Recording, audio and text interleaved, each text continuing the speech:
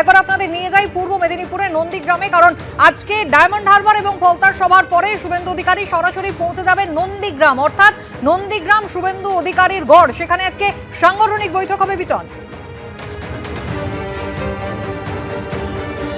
একদম কুসুমিতা, এবং তোমাকে জানিয়ে রাখি যে এই মুহূর্তে আমরা রয়েছি নন্দীগ্রামের রেয়াপাড়াতে, এবং রেয়াপাড়াতে এই যে ক্যামেরা পার্সন সন্দীপকে দেখাতে বলবো, রেয়াপাড়াতে এই যে শুভেন্দু অধিকারীর অফিস রয়েছে সেখানেই কিন্তু গুরুত্বপূর্ণ একটি সাংগঠনিক বৈঠক সেখানে হবে। এবং কি কারণে সাংগঠনিক বৈঠকটা এতটাই গুরুত্বপূর্ণ, কেননা তুমি জানো যে ইতিমধ্যেই রাজ্যের মুখ্যমন্ত্রী শুভেন্দু অধিকারী তিনি নন্দীগ্রাম বিধানসভা থেকে পদত্যাগ করেছেন, ফলে এই নন্দীগ্রাম বিধানসভাতে কিন্তু উপনির্বাচন হবে, এবং সেই উপনির্বাচন কবে হবে সেটা পরবর্তীকালে নির্বাচন কমিশন সেই ডেটটা জানাবে। কিন্তু তার আগে সাংগঠনিকভাবে দলকে আরও মজবুত করার জন্য পাশাপাশি শুভেন্দু অধিকারী পদত্যাগ করার পর নন্দীগ্রামে কিন্তু একাধিক বিজেপি নেতারা কিন্তু তাদের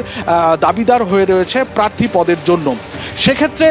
সেই তাদের মধ্যে কাউকে প্রার্থী করা হবে নাকি অন্য জায়গা থেকে বাইরে থেকে কাউকে প্রার্থী করে নিয়ে আসা হবে, সেই বিষয়টা কিন্তু আজকে সেই আলোচনার মধ্যে রয়েছে, অন্তত সূত্র মারফত এমনটাও জানতে পারা গেছে। এবং সূত্র মারফত এটাও জানতে পেরেছি ইতিমধ্যেই কিন্তু রাজ্যের মুখ্যমন্ত্রী শুভেন্দু অধিকারী নন্দীগ্রামের নেতাদের ক্ষেত্রে তিনি বার্তা একটি দিয়েই রেখেছেন যে কে প্রার্থী হচ্ছে সেটা দেখার দরকার নেই, শুভেন্দু অধিকারী প্রার্থী আছেন এইটা মনে করেই কিন্তু যে উপনির্বাচন হবে সেই উপনির্বাচনে সবাইকে একই সঙ্গে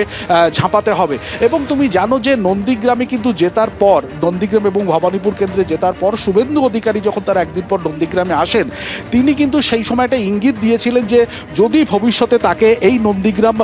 বিধানসভা থেকে পদত্যাগ করতে হয় সেক্ষেত্রে কিন্তু নন্দীগ্রামের সঙ্গে তার যে আত্মিক যোগাযোগ সেটা কিন্তু রয়ে যাবে। এবং সেক্ষেত্রে তিনি উল্লেখ করেছিলেন নন্দীগ্রামের যে সমস্ত শহীদ দিবসে এর আগেও প্রত্যেকবারে শুভেন্দু অধিকারী নিয়ম করে যেরকমভাবে থাকেন 7ই জানুয়ারি, 14ই মার্চ কিংবা 10ই নভেম্বর, সেই দিনগুলো তো আছেই, পাশাপাশি যে সমস্ত পুজো পার্বণের অনুষ্ঠানে শুভেন্দু অধিকারী এখানে আসেন সেগুলো তিনি আসবেন। অর্থাৎ নন্দীগ্রাম থেকে তিনি পদত্যাগ করলেও তার যে আত্মিক যোগাযোগ থাকবে সেটা কিন্তু আগে ইঙ্গিত দিয়েছিলেন, এবং পরবর্তীকালে নন্দীগ্রাম কেন্দ্র থেকে ইতিমধ্যেই তিনি পদত্যাগ করেছেন। ফলে সেই নন্দীগ্রামের বাসিন্দাদের সঙ্গে যেরকমভাবে কথাবার্তা, পাশাপাশি নন্দীগ্রামে যে সমস্ত নেতারা রয়েছেন তাদেরকে উপনির্বাচনে কিভাবে ঝাঁপিয়ে পড়তে হবে, কিভাবে রণকৌশল ঠিক করা হবে সেই বিষয়ে কিন্তু তিনি আলোচনা করবেন এক প্রস্তুত